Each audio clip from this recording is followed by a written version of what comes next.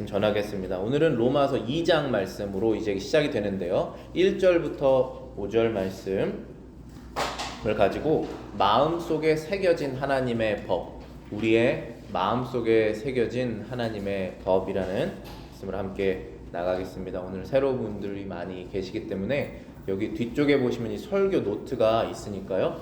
필요하신 분들은 설교 노트 주시면은 도움 되시겠습니다. 우리의 마음에, 이 마음이 어디냐, 얼마 전에도 여기 중학생 어떤 학생이랑 얘기를 했는데 마음이 어디 있냐 물어봤더니 마음이 여기 있다고 그래요. 자기 생각이 여기 있으니까. 그럼 여기 있는 건 그건 뇌냐? 그럼 뇌라고 그래요. 근데 뇌는 물질이지 않습니까? 뇌는 material이죠. 근데 우리가 말하는 마음은 마음입니다. 그래서 psychology 뭐 이렇게 말했을 때 그 psyche라고 하는 단어가 헬라어로 soul이에요. 영혼입니다. 우리의 영혼은 보이지 않습니다. 우리의 마음은 보이지 않습니다. 근데 마음이 있다라는 것은 확실합니다. 그렇죠. 왜냐하면 여러분들이 마음을 바뀌지 않습니까? 마음이 딱딱해졌다가 했다가 마음이 녹아지고 하나님을 따르고자 하는 마음이 있다가 하나님을 멀리고자 하는 마음이 있고, 마음은 늘 바뀌지 않습니까? 그래서 마음이 존재한다는, 마음이 있구나라는 사실은 아무도 부인할 수가 없습니다. 그런데 그 마음에 성경에서는 하나님의 법이 새겨져 있다라고 합니다. 하나님의 법이 마음속에 있다라는 것입니다. 그것이 뭐냐 하면 양심입니다. 그 양심이 바로 사람이 되게 하는 것입니다. 사람이 동물과 다른 점은 바로 그 양심이라는 것이 있기 때문이고, 그 양심은 하나님을 닮아 있는 사람이기 때문에 있는 것입니다. 하나님의 형상대로 지음받았다라고 사람이 성경에 기록되고 있는 것이 바로 그 양심을 말하는 것입니다. 영혼이 있기 때문에 그렇습니다. 근데 이 양심은 어떠한 역할을 하냐면은 무엇이 옳은 것인지 무엇이 잘못된 것인지 계속 판단을 하게 합니다. 그래서 오늘 성경 말씀 2장 1절에 남을 판단하는 사람아, 물론 누구든지 내가 핑계하지 못할 것은 남을 판단하는 것으로 내가 너를 정죄함이니 판단하는 내가 같은 일을 행함이다 라고 했습니다. 그러면은 판단하는 것을 하지 말아야겠다라고 결정을 하면 판단하지 않을 수 있습니까? 불가능합니다. 우리는 늘 판단을 하죠. 옳고 그름을 늘 판단하면서 살아야 됩니다.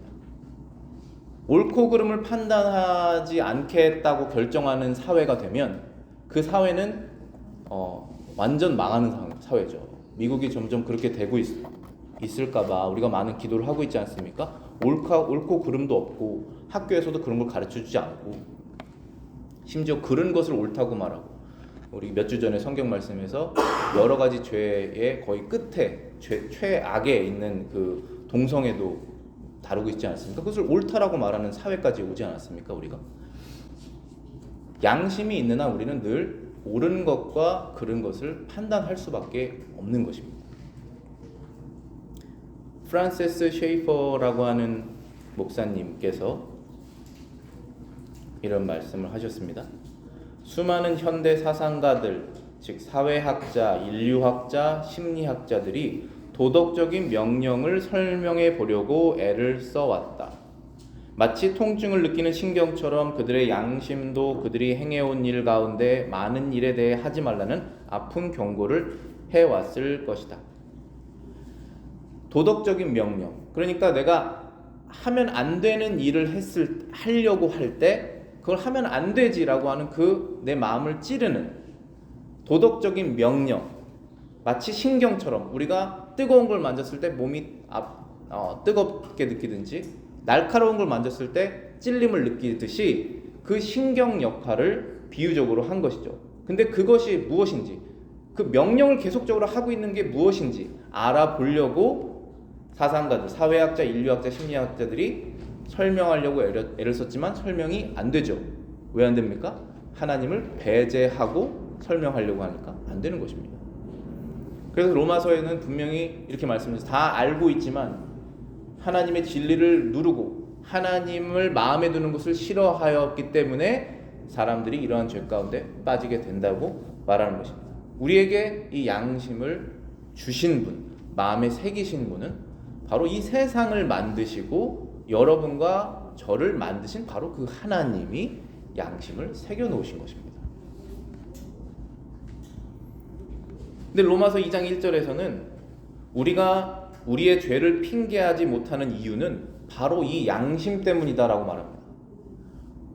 이 양심이 늘 작동하여서 잘못된 것을 알고 있기 때문에 그 알고 있는 그 잘못된 것을 누군가가 했을 때, 특히 나에게 했을 때 그것은 잘못됐다라고 목소리를 높여서 화를 내면서 말하는 우리가 똑같은 잘못을 다른 사람에게 하고 있기 때문에 너희들은 죄를 핑계하지 못할 것이다 라고 말씀하시는 것입니다. 그래서 우리는 이제 핑계를 안 하면 됩니다. 저도 그러한 똑같은 죄를 지었습니다. 그러니 죄 용서해 주십시오 라고 가면 되는 것입니다. 그런데 사람이 그렇게 쉽게 가지 않죠. 하나님의 말씀을 듣고 하나님의 인자하심을 느낀 다음에 가게 됩니다. 마태복음 7장 2절 3절 여기 설교 노트에 적혀 있습니다. 너희가 비판하는 그 비판으로 너희가 비판을 받을 것이요 너희가 헤아리는 그 헤아림으로 너희가 헤아림을 받을 것이니라. 어찌하여 형제의 눈 속에 있는 티는 보고 내 눈 속에 있는 들보는 깨닫지 못하느냐. 자, 이 말씀에서 중요한 포인트는 형제의 눈 속에 티가 있다라고 하는 뜻이 상대방에게 잘못이 있다라는 것입니다. 그런데 나에게는 그 잘못이 훨씬 더 큰 잘못이 있다라는 것이죠. 모든 사람은 다 잘못이 있다라고 하는 것에 포인트가 있습니다. 물론 이 성경 말씀은 예수님께서 특별히 그러니 서로를 판단하지 말아라, 정죄하지 말아라 라고 말씀하신 것이지만 반면에 우리 이 말씀의 이면을 또 보면은 상대방에게도 잘못이 있다라는 사실을 맞는 것이죠. 그래서 우리의 양심은 늘 나의 잘못, 상대방의 잘못을 늘 판단할 수밖에 없는 것입니다. 그것을 하나님께서 우리의 마음속에 심어 놓으신 것입니다. 2절 말씀 보시겠습니다. 이런 일을 행하는 자에게 하나님의 판단이 진리대로 되는 줄 우리가 아느냐. 이러한 일을 행하는 자에게 하나님의 판단이 진리대로 되는 줄을 우리가 아노라. 자, 이 말이 좀 길고 하지만 어떤 뜻인지 우리가 이해를 해보면은 우리가 아는 것이 무엇이냐 하면은 하나님의 진리의 판단이 있을 것인데 그것이 이런 일을 행하는 자에게 있다는 것입니다. 그 이런 일을 행하는 것은 내가 저 사람 저거 잘못했어 라고 말하는 그 죄를 나도 똑같이 지은 그 사실을 하나님께서 언젠가 나를 심판하실 것이라는 것입니다. 그것을 우리는 알고 있다라는 것입니다.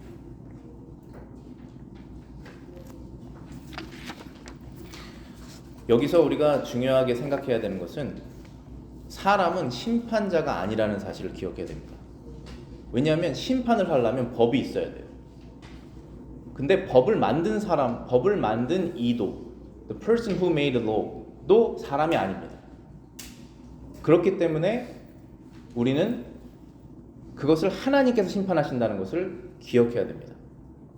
야고보서 4장 11절 12절입니다. 네가 만일 율법을 판단하면 율법의 준행자가 아니요 재판관이로다. 입법자와 재판관은 오직 한 분이시니 능히 구원하시기도 하시며 멸하기도 하시느니라. 입법자와 재판자, 법을 만드는 자와 재판자는 나라에서는 따로 해야 됩니다. 입법기관이 따로 있어야 되고 사법기관이 따로 있어야 되죠. 그게 합쳐지는 순간 이제 나라는 망하는 것입니다. 따로 있어야 되는데 하나님은 다르시죠. 하나님은 죄가 없으십니다. 하나님은 완전하십니다. 하나님은 뭐가 사람에게 좋은지 아십니다. 그래서 그분은 입법자이시기도 하고 입법자가 여기에서는 법을 만드는 자이시고 그리고 법을 재판하는 자도 하나님이십니다. 그래서 우리는 사람이기 때문에 법을 만드는 사람도 아니고 하나님 앞에서 도덕법을 말하는 것입니다. 도덕법, 절대로 바뀌지 않는 도덕법. 사회법들은 사람들이 만들 수 있죠. 규정들을. 그런 거 말하는 게 아니라 하나님께서 말씀하시는 그 도덕법 10계명, 간음하지 말라, 살인하지 말라, 도덕질하지 말라, 거짓 증거하지 말라 라고 하는 부모를 공경해라. 그리고 위에 첫 번째 네 계명, 하나님 이외에 다른 신을 두지 말라, 우상을 섬기지 말라, 안식일을 거룩하게 지켜라, 하나님의 일을 망령되이 말하지 말라. 10가지 그 계명을 사람이 만들 수도 없고 사람이 그것을 심판할 수도 없습니다. 사람은 입법자도 아니고 사법기관도 아닙니다. 그것은 하나님께서 하신다는 사실을 우리가 기억해야 됩니다. 근데 그 법을 마음에 새겨져 있기 때문에 이 법에 내가 합당한지 합당하지 않은지 늘 판단하면서 살 수밖에 없다는 것입니다. 그리고 판단을 하기 때문에 다른 사람에게 손가락질하면서 저 법을 어겼다라고 판단을 하게 된다는 것입니다. 그 판단을 안 하는 것은 불가능합니다. 그런데 그 판단하였기 때문에 핑계하지 못한다는 것입니다. 이미 너도 알고 있었지 않느냐. 그래서 그 죄를 하나님께서 심판하신다는 것입니다. 그것은 정해진 사실이에요. 그런데 이쯤 되면 내가 얼마나 많은 죄를 하나님께 지었으면서 다른 사람을 죄인이라고 손가락질했고 용서하지 않고 미워하고 저주하고 그러면서도 나도 똑같은 죄를 짓고 있었구나 라는 것을 느끼면서 회개로 가야 되는데 사람이 가지 않습니다. 그렇게 쉽게 가지 않아요. 그래서 그 다음에 하는 메커니즘이 뭐냐면은 나는 그래도 저 사람보다는 낫다 이렇게 가게 됩니다. 그렇지 않습니까? 그게 회개로 가는 것을 막는 방법이에요. 나는 그래도 저 사람보다는 낫고 나는 그래도 이건 하지 않았느냐라고 가게 됩니다. 그게 당연한 수순입니다. 저도 가봤고 여러분도 가봤을 것입니다. 근데 예수님께서 그것을 모르시지 않죠. 예수님께서 그것을 너무나 거울처럼 뻔히 보고 계십니다. 그래서 비유로 설명을 하셨죠. 제자들에게. 누가복음 18장 9절부터 14절입니다. 자기를 의롭다고 믿고 다른 사람을 멸시하는 자들에게 이 비유로 말씀하시되 두 사람이 기도하러 성전에 올라가더니 하나는 바리새인이요 하나는 세리라. 바리새인은 서서 따로 기도하여 이르되 하나님이여 나는 다른 사람들 곧 토세, 불의, 간음하는 자들과 같지 아니하고 이 세리와도 같지 아니함을 감사하나이다. 나는 일회에 2번씩 금식하고 또 소득의 11조를 드리나이다. 이렇게 기도했습니다. 그리고 13절에 세리는 멀리 서서 감히 눈을 들어 하늘을 쳐다보지도 못하고 다만 가슴을 치며 이르되 하나님이여 불쌍히 여기소서 나는 죄인이로소이다 하였느니라. 내가 너희에게 이르노니 이에 저 바리새인이 아니고 이 사람이 바로 이 세리가 의롭다 하심을 받고 그의 집으로 내려갔느니라. 무릇 자기를 높이는 자는 낮아지고 자기를 낮추는 자는 높아지리라 하시니라. 2명의 사람이 성전에 들어가서 기도를 했습니다. 한 명은 바리새인이고 한 명은 세리입니다. 바리새인이 했던 기도는 자신이 자신감 있게 하나님께 기도를 한 것입니다. 저는 일주일에 2번 금식합니다. 아주 작은 것까지 철저하게 10분의 1을 띄어서 하나님의 성전에 바칩니다. 이거 잘한 걸까요? 나쁜 걸까요? 이건 옳은 일입니다. 우리는 그렇게 해야 됩니다. 일주일에 2번 금식하실 수 있으면 하시면 좋은 것입니다. 아주 조그만 것까지 10의 1을 하나님께 드리고자 하는 그런 마음을 하나님께서 귀하게 여기실 것입니다.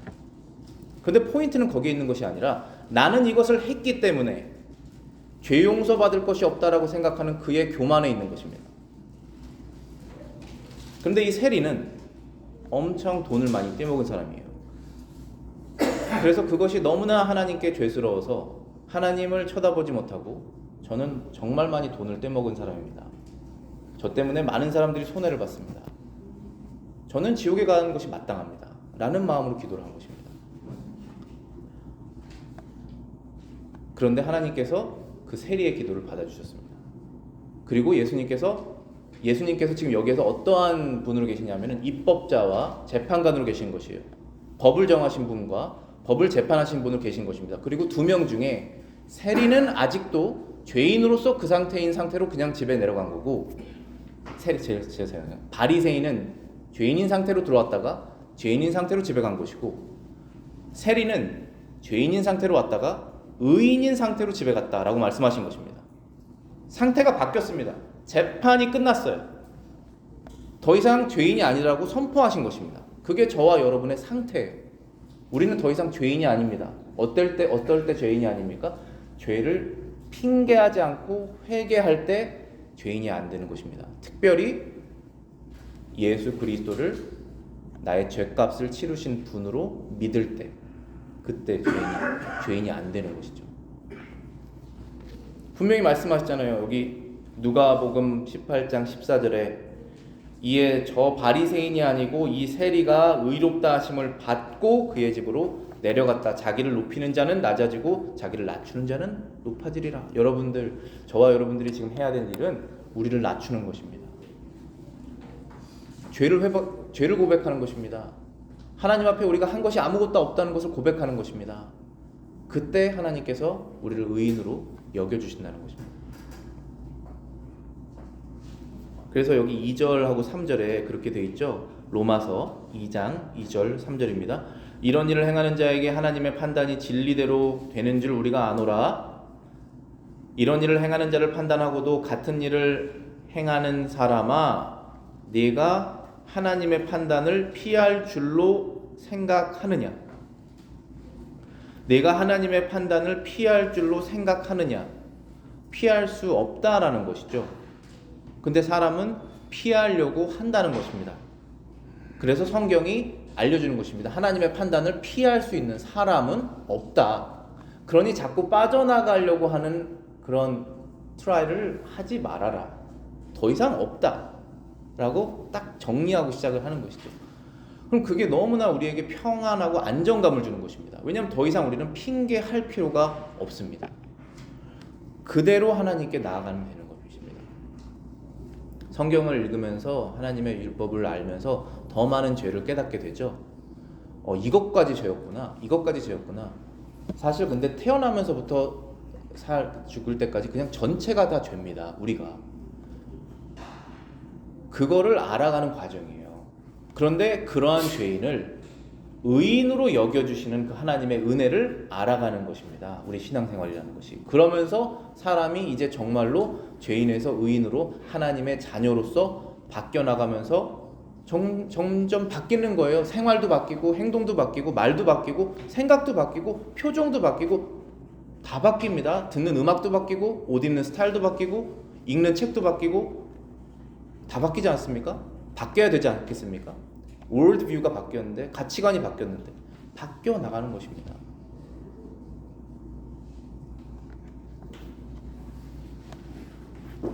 난 이제 이 정도면 다 바뀌었지, 더 이상 바뀔 게 있겠어? 라고 하는 사람이 누굽니까? 그게 바리새인이잖아요. 우리 바리새인처럼 되지 안 하지 않겠습니까? 빌립보서 말씀이에요. 내가 이 정도 있으면 이제 다 했다. 제가 패러프레이징을 하면 내가 이 정도 했으면 이제 많이 했다라고 생각하는 그 사람은 하나님께서 곧 실패를 맛보게 해주실 것이다. 그런 비슷한 말씀이 있거든요. 우리는 계속적으로 하나님 앞에 나아가야 되는 사람들입니다. 그런데 하나님께서는 정말로 인자하신 분이세요. 인자하시다, 카인드죠. 정말로 우리에게 인애로우신 분이십니다. 우리의 그런 교만함, 우리의 그런 어리석음, 우리의 그런 이기심, 그런 것들을 다 아시면서도 끝까지 우리를 품고 인자하게 계속 카인네스를 보여주십니다. 계속 카인드하게. 그러면은 제가 우리 아이들에게도 설명했지만 이 성경 말씀이 뭐라고 했습니까? 하나님의 그 인텐션, 카인네스를 보여주시는 그러한 의도가 뭐라고 그랬죠? Lead you to repentance. 너희를 회개로 이끄시는 이유 때문에 카인드하게 대하신다는 것입니다. 그걸 받아봐야 돼요. 그 카인드. 그래서 여러분들이 예수 먼저 믿으신 분들이 예수 믿지 않은 분들에게, 특히 알아보려고 하는 사람들에게 더욱더 카인드하게 하셔야 돼요. 그래야지만이 하나님의 그 카인드네스를 예수 먼저 믿은 사람으로부터 받고 난 다음에 이게 친절하게 나한테 대하시는 것이 하나님이 하시는 거구나, 이게 하나님의 사랑이구나, 이게 예수님의 사랑이구나를 느껴서 가게 되는 것입니다. 근데 간다는 것은 어디로 가느냐면 예수님께로 간다는 것이죠. 근데 그 사람은 반드시 죄를 돌아서서 가야 됩니다. 죄를 같이 끼고 갈 수는 없어요. 죄를 회개하고 돌아서게 하는 것이 바로 하나님의 인자하심이라는 것입니다. 여기 4절의 말씀에 그런 말씀이 있죠. 로마서 2장 4절입니다. 혹 내가 하나님의 인자하심이 너를 인도하여 회개케 하심을 알지 못하여 그의 인자하심과 용납하심과 길이 참으심을 멸시하느뇨. 무시한다라는 것입니다. 여러분들 사람에게 무시받으시면 얼마나 기분 나쁘세요? 그거 참고 지나가야 될 때도 있지만, 그런데 하나님께서 너희가 나를 지금 무시하는 행동을 하고 있느냐라고 우리에게 말씀하시는 것이죠. 어떤 경우에서 그러냐 하면은 하나님의 인자하심을 겪고도 하나님의 인자하심과 용납하심과 길이 참으심의 풍성함을 입고도 죄를 회개하지 않을 때 하나님의 인자하심을 멸시한다는 것입니다. 4절에 분명히 그 목적이 써 있죠. 내가 하나님의 인자하심이 너를 인도하여 회개케 하심을 알지 못하느냐, 이제는 알아야 하지 않겠느냐라고 말씀하신 것이죠. 너희가 그렇게 많이 하나님의 인자하심을 받았다면 지금도 당장 번개쳐서 바로 죽이셨어도 남을 만한 우리가 죄를 지었는데도 계속 도와주시고 계속 길을 열어주시고 계속 인자하게 상황을 해결해 주시는 그 하나님의 인자하심을 그렇게 받고도 아직도 죄를 회개하지 않느냐, 아직도 너를 위해서 죽으신 예수 그리스도를 믿음으로 받아들이고 있지 못하느냐라고 말씀하시는 것이죠. 이제는 할 때가 되지 않았냐라고 말씀하시는 것입니다. 그렇게 하지 않으면 하나님의 은혜의 풍성함을 지금 어떻게 하고 있는 것입니까? 무시한다는 것입니다. 멸시한다는 것입니다. 베드로후서 3장 6절부터 9절입니다. 이로 말미암아 그때의 세상은 물이 넘침으로 멸망하였을 때, 여기 그때가 언제죠?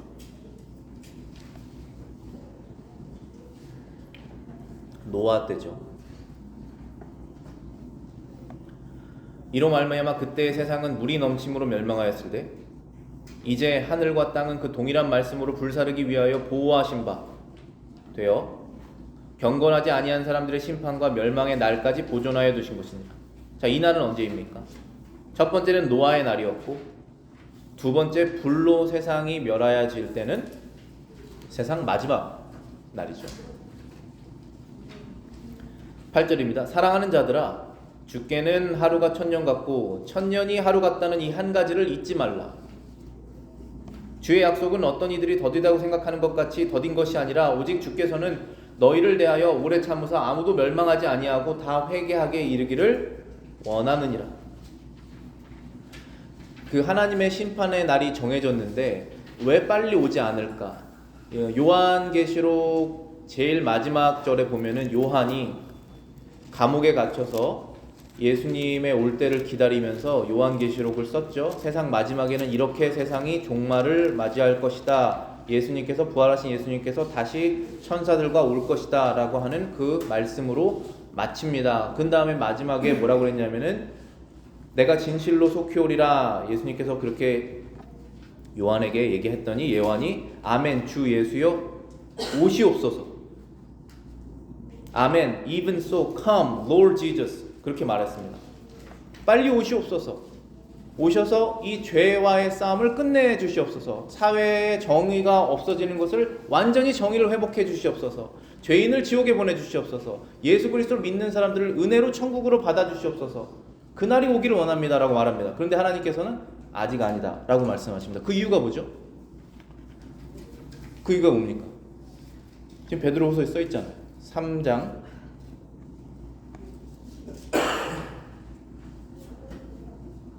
9절 주의 약속은 어떤 이들이 더디다고 생각하는 것 같이 더딘 것이 아니라 오직 주께서는 너희를 대하여 오래 참으사라고 되어 있습니다. 아무도 멸망하지 아니하고 다 회개하기 이르기를 원하니라. 한 명도 빠짐없이 다 구원받기를 원한다는 것입니다. 여기서 말하는 다는 하나님께서 예정하시고 선택하신 하나님의 백성이 다 빠짐없이 구원받기를 원하는 것입니다. 만약에 오늘 오신다면 예수님께서 여러분들 천국에 가실 수 있습니까? 여러분들 사랑하는 사람들 다 천국에 갈 수 있습니까? 아니지 않습니까? 사랑하는 사람들 아직 남아있잖아요. 예수님 믿어야 될 사람들이. 그래서 미루신 것입니다. 하나님께서. 약속이 더디게 이루어지는 것이 아니라 하나님께서 오래 참으심으로 인내하시고 그 카인드네스를 보내시면서 기다리시는 것입니다. 그래서 부활자들을 끝까지 다 구원하시고 또 동시에 어떤 것이 있냐면은 절대로 회개하지 않는 사람들, 정말로 악을 선택해서 계속적으로 하는 사람들의 그 죄악으로 인해서 하나님의 그 진노의 게이지라고 말할 수 있겠죠. 그 게이지가 완전히 다 찰 때까지 기다리는 것입니다. 애굽이 그렇게 망했잖아요. 애굽이 아브라함이 애굽을 이제 하나님께서 망하게 하신다고 그랬을 때, 애굽이 아니죠, 죄송합니다. 팔레스타인, 가나안 땅, 가나안 사람들 망하게 하실 때 지금 이 땅이 너 땅이 아니라 430년 뒤에 이 땅이 너 땅이 될 것이다. 그래서 이스라엘 백성이 애굽에서 430년을 마치 인큐베이터처럼 거기서 계속 사람들이 늘어나서 처음에 70명이 갔다가 200만 명이 됐잖아요. 그 사이에 애굽 이 가나안 땅에서 무슨 일이 일어났습니까? 계속 죄악이 쌓입니다. 쌓여서 하나님께서 더 이상 이제 죄악을 심판하지 않으면 안 되겠다는 그 시점이 됐을 때 이스라엘 사람들이 거기를 다 치는 거거든요. 완전히 다 멸절시키는 것이잖아요. 세상하고 똑같은 것입니다. 두 가지예요. 하나님께서 구할 사람을 한 명도 빠짐없이, 하나님은 완전하신 분이시잖아요. 그 영혼을 한 명도 빠짐없이 다 구원하시기 위해서 하나님의 심판의 날이 미뤄지는 것이죠. 우리 느낌에. 그건 정해져 있지만. 그리고 이 세상의 죄악이 완전히 차서 이제 더 이상은 안 되겠다. 라고 하는 그때가 날이 맞아져서 예수님이 오시는 것입니다. 우리는 그날을 기다립니다. 빨리 오시기를 원하는 것입니다. 동시에 구할자가 다 구해지기를 원하는 것입니다. 하지만 늦게 되지 않았으면 좋겠다라고 하는 마음이 있는 것입니다. 그 다음 5절 보시겠습니다. 다만 너의 고집과 회개하지 아니한 마음을 따라 진노의 날, 곧 하나님의 의로우신 판단이 나타나는 그날에 임할 진노를 내게 쌓는도다.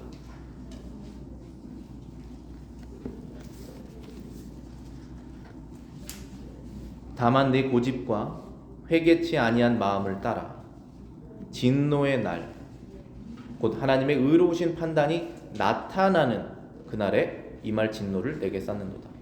하나님의 그 심판의 날이 여기에선 나타난다라고 하는 표현을 썼습니다. 그 심판의 날을 세상 모든 사람들이 눈으로 보게 될 것입니다. 보고 싶지 않아도 보게 될 것입니다. 여러분들 죄를 지면 감추고 싶지 않습니까? 근데 그것이 다 드러나는 날이 올 것입니다. 그때 예수 안에 있는 사람들은 그 죄가 드러나지 않을 것입니다. 감추어 주실 것입니다. 없는 걸로 주실 것입니다. 여러분들이 지울 수 없는 여러분의 죄, 그 죄들 없어질 것입니다. 하나님께서 기억하지 않으실 것입니다. 그게 예수님께서 십자가에 죽으신 이유예요. 더 이상 멘션되지 않을 것입니다. 그런데 마음이 굳어져서 고집과 회개하지 않는, 왜 회개하지 않습니까? 세상을 더 사랑해서. 그래서 끝까지 예수님께로 나아가지 않고 내 삶을 절대로 예수님께 드리고 싶지 않다, 난 세상을 더 사랑하기 때문에 하는 그 사람들은 하나님의 심판의 날에 죄가 다 드러나게 될 것이라는 것입니다. 우리는 그것이 두렵습니다. 그래서 나의 모든 것을 다 예수님께로 드리는 것이에요. 예수님을 믿는 것입니다. 왜냐하면 그날이 올 것이기 분명하기 때문에 그렇습니다.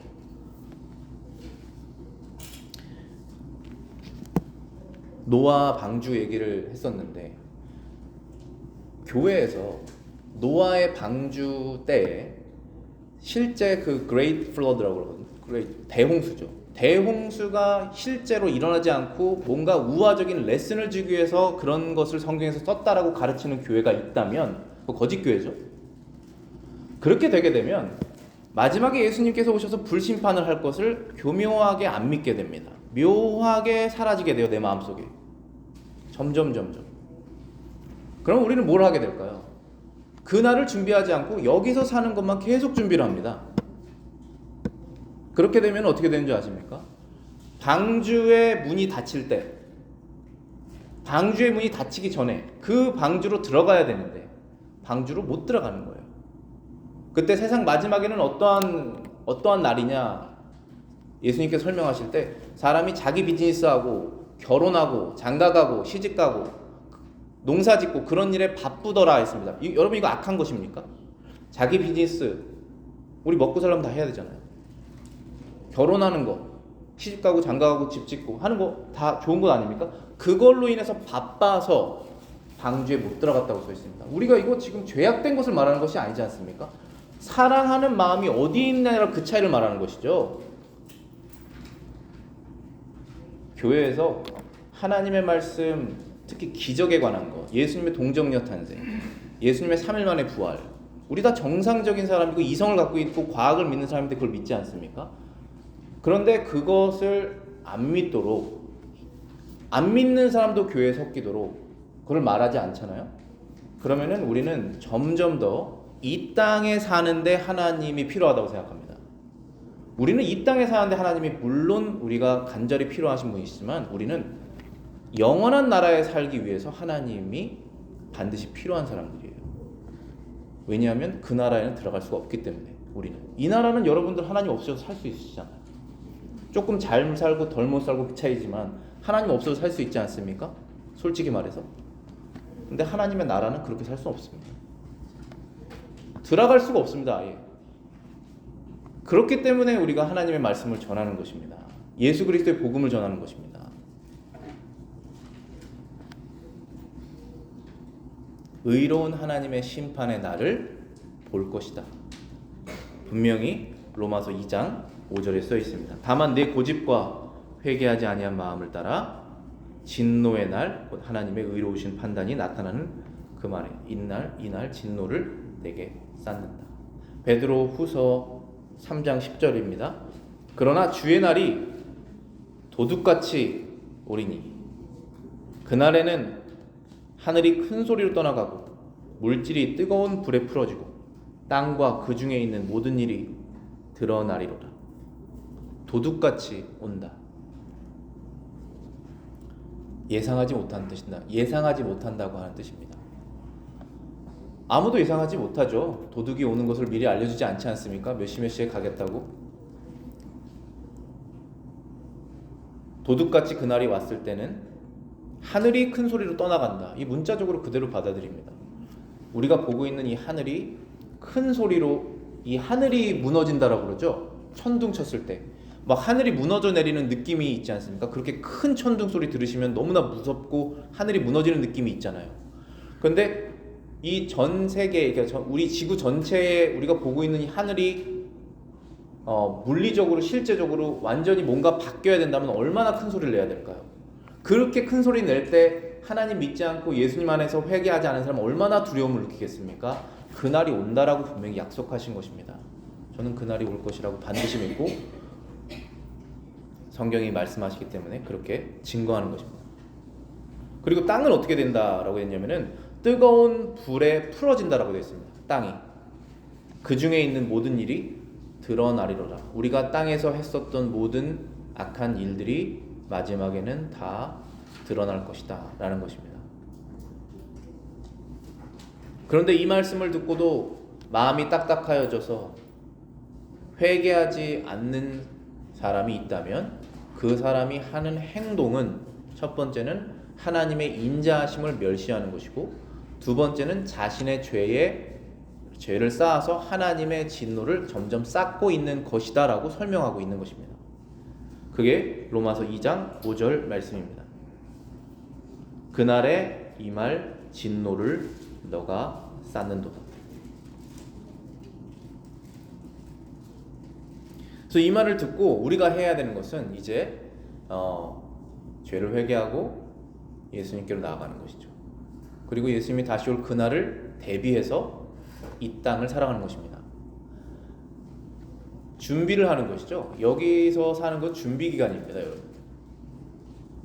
영원히 살 그날을 생각해서 오늘을 사는 것이죠.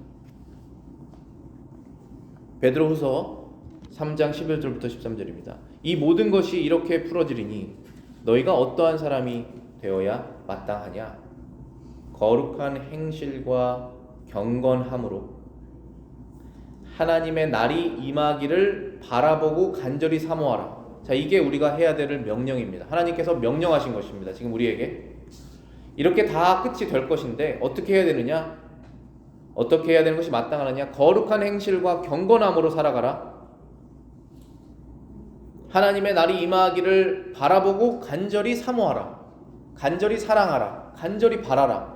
하나님의 심판의 날이 오기를 간절히 원해라 라는 겁니다. 원하라고 그랬습니다. 지금 원하셔야 됩니다. 여러분 원하시지 않다면.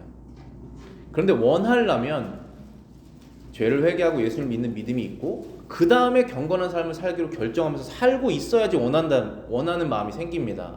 그렇지 않습니까? 우리가 예수 믿는 우리도 예수는 믿지만 내가 세상을 더 사랑하고 경건하지 않게 내가 살아가고 있는 것을 내가 마음으로 느낄 때 어떻게 예수님이 오시기를 간절히 바라겠습니까? 우리가. 그러니까 11절에 경건하게 생활하고 거룩하게 생활해라. 그러고 난 다음에 그날을 간절히 바라봐라라고 말한 것입니다. 13절입니다. 우리는 그의 약속대로 의가 있는 곳인 새 하늘과 새 땅을 바라보도다. 우리는 그의 약속대로 의가 있는 곳인 새 하늘과 새 땅을 바라보도다. 이 새 하늘이 없어지고 땅이 없어지고 새로운 하늘과 새로운 땅이 예수님이 오실 때 다시 생길 것인데 그 땅을 바라보라고 되어 있습니다. 그런데 여기 13절에 새 하늘과 새 땅이 있는데 그곳에는 뭐가 있다고 써 있습니까? 그의 약속대로 의가 있는 곳이라고 써 있습니다. 영어로 한번 제가 읽어볼게요. Nevertheless, we, according to His promise, 하나님의 약속에 따라서 look for new heavens and new earth. 우리가 새 하늘과 새 땅을 눈으로 바라보자라고 그랬는데 여기 보면은 in which, where이란 뜻이잖아요. in which righteousness dwells라고 되어 있습니다. 의가 산다. 여기서 말하는 의가 무엇입니까? 의는 볼 수 없는 거잖아요. 의가 산다는 것은 의인이 산다는 것이죠. 지금 천국에 살고 있는 사람 다 의인이잖아요.